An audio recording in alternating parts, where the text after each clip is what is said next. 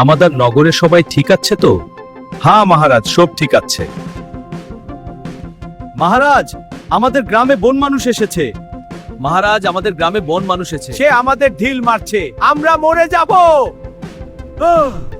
মহারাজ, আমাদের গ্রামে বন মানুষ এসেছে। মহারাজ, আমাদের গ্রামে বন মানুষ এসেছে। বন মানুষ দুটো ঢুকে সব মহারাজ, আমরা জঙ্গলে যেতে পারছি না। সে আমাদের গরু ছাগল নিয়ে পালাচ্ছে। আমাদের বাঁচান মহারাজ। মহারাজ। মহারাজ, এ তো গুরুতর বিপদ। গ্রামবাসীরা ভয়ে জঙ্গল ছেড়ে চলে যাচ্ছে, মানে জমি খালি হচ্ছে। কিন্তু সমাধান কে করবে? গোপাল ভাঁড়, তুমি তো নবরত্ন, এই বনমানুষ রহস্য সমাধান করো।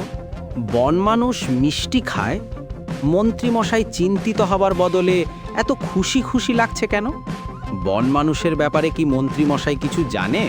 অজ্ঞে মহারাজ, বনমানুষ ধরা যায় না, তাকে ফাঁদে ফেলতে হয়। আমার লাগবে এক হাঁড়ি জিলিপি, একটা বড় আয়না, লম্বা দড়ি আর একটা বাঁশি। জিলিপি? তুমি কি বন মানুষকে খাইয়ে তুষ্ট করবে? এবার তোমার বুদ্ধি ফেল। মন্ত্রীমশাইকে এত খুশি খুশি দেখাচ্ছে কেন? তবে কি এতে মন্ত্রীমশাইয়ের হাত আছে নাকি? দেখা যাক না মন্ত্রীমশাই, যদি জিলিপিতে কাজ হয়, হারু ময়রার মিষ্টি যদি কেড়ে নিয়ে খেতে পারে। যাও গোপাল, সময় নষ্ট করো না। গ্রামের এখন খুব বিপদ, এখন তুমি এ ভরসা। ব্যাপারটা কি? বন মানুষ কি করে মিষ্টি খায়?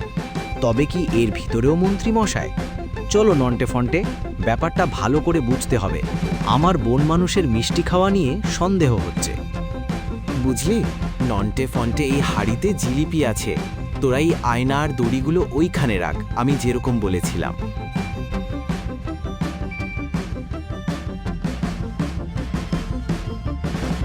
আহ, কি সুন্দর খেতে রে জিলিপিগুলো।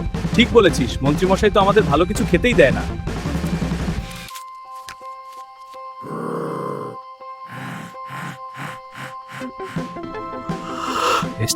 মহারাজ, এই নিন আমাদের গ্রামের উৎপাতকারী বনমানুষ দুটো, মন্ত্রীমশাইয়ের সাগরেদ ঘটি আর বাটি। মহারাজ, আমাদের কোনো দোষ নেই। মন্ত্রীমশাই আমাদের এই সব করতে বলেছিল। মহারাজ, আসলে মন্ত্রীমশাই এক ইংরেজ ব্যবসায়ীর সাথে চুক্তি করেছেন। গ্রামবাসীদের জমি বিনা পয়সায় দখল করে ওখানে নীল চাষ করবে। এতে মন্ত্রীমশাই অনেক টাকা পাবেন, তাই এই বনমানুষের উৎপাত। আমি জিলিপির সাথে বৈজ্ঞানিক মশাইয়ের দেওয়া ঘুমের ওষুধ মিশিয়ে দিয়েছিলাম, তাতেই বনমানুষ কুপোকাত। মন্ত্রী, তোমার এত বড় সাহস! তুমি এত খারাপ কাজ করেছো। মহারাজ, আমার ভুল হয়ে গেছে, আমি এরকম কোনোদিন করব না। সেনাপতি, এক্ষুনি মন্ত্রী আর তার দুই সাগরেদ কারাগারে নিক্ষেপ করো, আর ওই ইংরেজ ধরে নিয়ে এসো। মহারাজ, বন মানুষের রহস্য তো ফাঁদে পড়ল। আসল বন মানুষ তো লোভী মন্ত্রী।